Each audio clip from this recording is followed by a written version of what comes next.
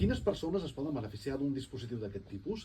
Perquè tendim a pensar en un estereotip de persones, però segur que per la vostra experiència ens podríeu parlar de perfils molt diversos.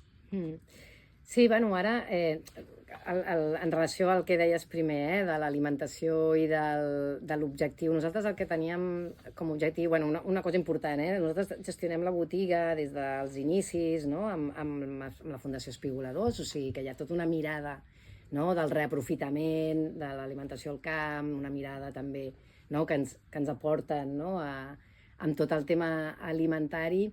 I sí que el que i ens han ajudat a poder, o sigui, hem col·laborat també amb les persones que del dia a dia, vull dir, tots els que estem allà, a crear una pròpia política alimentària, que és el que nosaltres valorem. Perquè el que sí que volíem trencar era aquesta relació entre les persones amb dificultats d'accés a l'alimentació i una alimentació inadequada, no? Vol dir, no?, aquests paquets tancats que et trobes del que tot, o que tot ve dels bancs d'aliments o de reaprofitament, que no saps què estàs repartint, no?